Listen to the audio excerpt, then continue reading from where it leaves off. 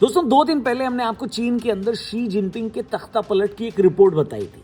अब इसके बारे में ऐसी खबरें आ रही जो अगर सच हुई तो आने वाले टाइम में हम सेंट्रल एशिया और यूरोप के अंदर एक बड़े बवाल को देखने वाले हैं। चाइना के अंदर इस समय जिस तरह से पीएलए बौखलाया हुआ है और सीसीपी नए जवाब ढूंढ रहा है, उस बीच शी जिनपिंग की इनसिक्योरिटी पूरे इलाके के अंदर एक बेहद ही गहरा और काफी सेंसिटिव माहौल बना रही है, जिसको अगर ठीक तरीके से हैंडल नहीं किया गया तो आने वाले टाइम में हम ग्लोबल मार्केट और इकोनॉमी को गिरते हुए देखने को मजबूर हो जाएंगे। इससे भी ज्यादा खतरनाक ये है कि एक न्यूक्लियर थ्रेट की तरफ दुनिया को ये ले जा रहा है। इस वीडियो में हम उसी पर बात करेंगे और ये भी समझेंगे कि आखिर कैसे चीन इस समय एक बड़े इंटरनल टर्मोइल से गुजर रहा है। दोस्तों जनवरी 2026 में चीन के डिफेंस मिनिस्ट्री ने घोषणा की कि 75 साल के जनरल जांग जोशिया पर गंभीर डिसिप्लिन और कानून के वायलेशन के आरोप की जांच चल रही है।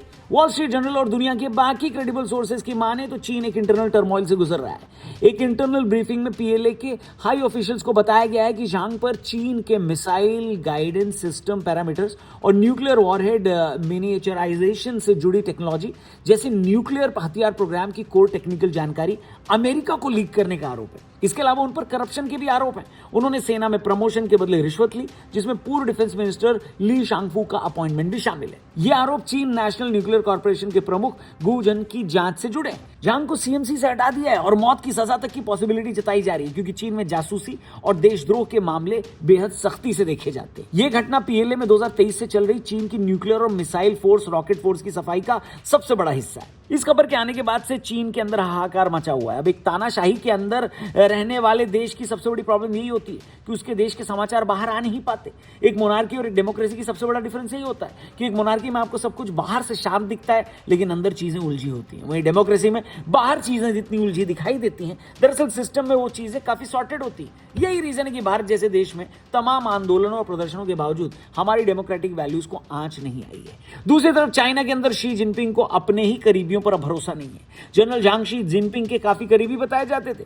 उनका इस आरोप में फंस जाना ये बताता है कि पावर के लिए कोई भी करप्ट हो सकता है। सीआईए के चीन के इंटरनल पॉलिटिक्स में ये डायरेक्ट एंट्री सीधे चीन और यूएसए के बीच लड़ाई को तेज करेगी, ऐसा एक्सपर्ट्स बोल रहे हैं। यूएसए और चाइना इस समय दुनिया की 2 सबसे बड़ी इकोनॉमी है। चीन जमीन पर भले यूएसए को पछाड़ न पाए, लेकिन वो अपने इकोनॉमिक इंटरेस्ट के नुकसान का बदला यूएसए जैसी कैपिटलिस्ट कंट्री से जरूर लेगा, पर कब लेगा ये टाइम बताएगा। गेम ऑन है बॉस। वैसे ऑन से याद आया, हमारा कलेक्शन ड्राइव भी अभी ऑन है। डिस्क्रिप्शन और पिन कमेंट में जाएंगे, आपको एक लिंक मिलेगा, उस पर क्लिक करके महाशिवरात्रि के महाअन्नदानम के लिए आप जरूर डोनेट करिएगा, जहां पर हम सब मिलकर महादेव के वो लाखों भक्त जो आदियोगी की बड़ी प्रतिमा जो कोयम्बटूर के ईशा फाउंडेशन में है, उसके सामने जब महाशिवरात्रि मनाने 15 फरवरी को आएगी तो पूरी रात उन्हें जो प्रसाद बांटा जाएगा उसी के लिए हम सब मिलकर कंट्रीब्यूट करें। पिछले साल भी हमने किया था जोर शोर से, इस बार भी कर रहे हैं। जितना भी आपकी श्रद्धा हो, दिल खोल कर कंट्रीब्यूट करिएगा, डोनेट करिएगा, और जो डोनेशन लिंक डिस्क्रिप्शन और पिन कमेंट में दिया है उसे अपने दोस्तों से भी जरूर शेयर करिएगा और उनसे भी बोलिएगा कि हर हर महादेव बोलते हुए महाशिवरात्रि के लिए कंट्रीब्यूट जरूर करें। फिलहाल वीडियो में आगे बढ़ते हैं और चाइना की और बात डिटेल में आपको बताते हैं। अब इस धोखे के बाद से शी जिनपिंग के पूरे सिस्टम में टर्मोइल मचा हुआ है। उनके सबसे करीबी जनरल करप्शन और सीक्रेट्स बेचने के आरोप में पकड़े गए। आपको बताएं तो जिनपिंग ने 2012 में ही पीएलए में एंटी करप्शन कैंपेन चलाई, जिसका मकसद भ्रष्टाचार खत्म करना और पार्टी के लिए टोटल कमिटमेंट पक्का करना।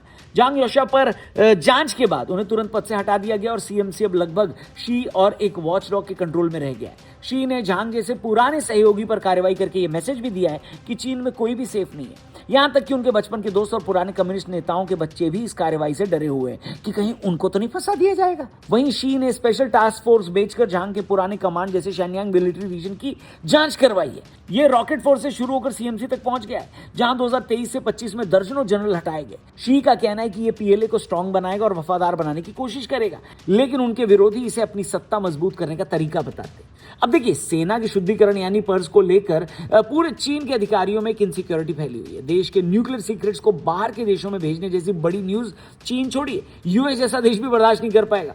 और ये खुद शी जिनपिंग की प्रेसिडेंशियल रन में हो रहा है, तो ये उनकी इमेज का भी सवाल है। अब दोस्तों, कई एक्सपर्ट्स बताते हैं कि पीएलए में कॉन्फिडेंस कम होने के कई कारण हैं और न्यूक्लियर लीक की खबरें से और बढ़ा रही हैं। दरअसल लगातार पर्ज और लीडरशिप क्राइसिस ने पीएलए को काफी कमजोर किया है। 2023 से रॉकेट फोर्स के कमांडर, डिप्टी कमांडर और अन्य टॉप अधिकारी हटाए गए। इससे पूरे सिस्टम का कमांड सिस्टम हिला हुआ है। नीचे के सोल्जर्स को पता ही नहीं है कि ऊपर का कमांडर कब तक रहेगा। सीएमसी में अब स्टेबिलिटी नहीं रही है, जिससे कमांड चेन अफेक्ट हो रही है। साथ ही भ्रष्टाचार की गहरी जड़ें भी जमी है। हथियारों की खरीद, प्रमोशंस और न्यूक्लियर प्रोग्राम में रिश्वतखोरी के मामले सामने आए, जिससे सैनिकों में विश्वास टूटा है। उनका वो मोटिवेशन टूटा है जिसके दम पर वो चीन की जमीन पर खड़े रहते हैं। इस तरह के एक्शन से नीचे के सैनिकों में भी कॉन्फिडेंस गिरता है। वहीं कॉम्बैट एक्सपीरियंस की कमी भी लगातार हो रही है। पीएलए ने दशकों से कोई बड़ी लड़ाई नहीं लड़ी, जबकि अमेरिका और उसके सहयोगी लगातार युद्ध अभ्यास करते रहे हैं। वहीं जिन एक्सपीरियंस अधिकारियों को शी के द्वारा हटाया गया है, उनके पास सालों का एक्सपीरियंस था।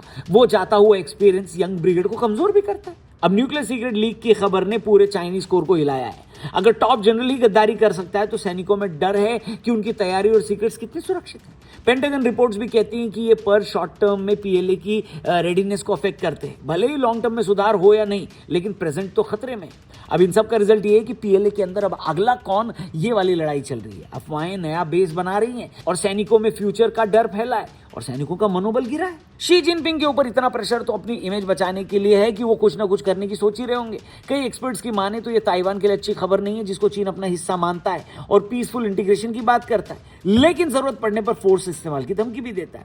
शी ने पीएलए को 2027 तक ताइवान पर स्ट्रैटेजिक डिसाइसिव विक्ट्री के लिए तैयार करने का टारगेट दिया है। हालांकि रीसेंट पर्थ से एक्सपर्ट्स का मानना है कि अगले कुछ सालों में बड़े हमले की पॉसिबिलिटी कम है, पर जिस हिसाब से चीन में प्रेशर बनाया जा रहा है, वो ऐसा कदम उठा भी सकता है। चीन के न्यूक्लियर और कन्वेंशनल मिसाइल को संभालने वाली रॉकेट फोर्स में भारी सफाई से कमांड और रेडीनेस अफेक्ट हुई है। पीएलए अभी भी मॉडर्नाइजेशन पर काम कर रहा है, जहां हाइपरसोनिक मिसाइल्स 2030 तक 1000 से ज्यादा वॉरहेड्स बनाकर न्यूक्लियर एक्सपांशन जैसे काम अभी बाकी हैं, लेकिन इंटरनल इंस्टेबिलिटी से तैयारी में देरी हो सकती है। अमेरिका के साथ जापान और ऑस्ट्रेलिया जैसे सहयोगी भी अपने इलाकों में मजबूत हो रहे हैं, जिससे जोखिम बढ़ता है। कुल मिलाकर चीन तैयारी में तो है, लेकिन फिलहाल उसका कॉस्ट असेसमेंट ही उस पर भारी पड़ रहा है कि कहीं लड़ाई जरूरत से ज्यादा महंगी तो ना हो जाएगी। पर दोस्तों, सवाल ये उठता है कि अमेरिका जैसा देश चीन के सिस्टम में घुसा, उसे करप्ट किया और न्यूक्लियर सीक्रेट्स भी हथिया लिए। ये कैसे हुआ?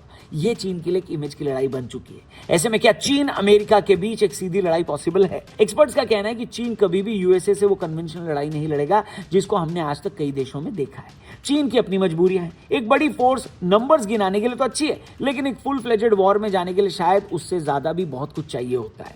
इसमें कोई शक नहीं कि चीन अपने इलाके में डोमिनेंस रखता है, लेकिन उसकी असली ताकत उसकी इकोनॉमी है, न कि मिलिट्री, जिसके दम पर लड़ाइयां लड़ी जाती हैं और जीती जाती हैं। अमेरिका के खिलाफ चीन अभी भी एक मिलिट्री पावर नहीं बन पाया है। ऐसे में चीन एक्सपर्ट्स के मुताबिक चीन सीधे इकोनॉमिकल लेवल पर अमेरिका के इंटरेस्ट को झटके दे सकता है। जिस टैरिफ वॉर में अमेरिका पूरी दुनिया को फंसाए हुए है, चीन अब उन देशों की हेल्प करने की सोच रहा है जो सीधे अमेरिकन इंटरेस्ट को नुकसान पहुंचाते हैं। रिसेंटली ईरान को फील्ड पर दी जा रही चाइनीज मदद उसका एक एग्जाम्पल है।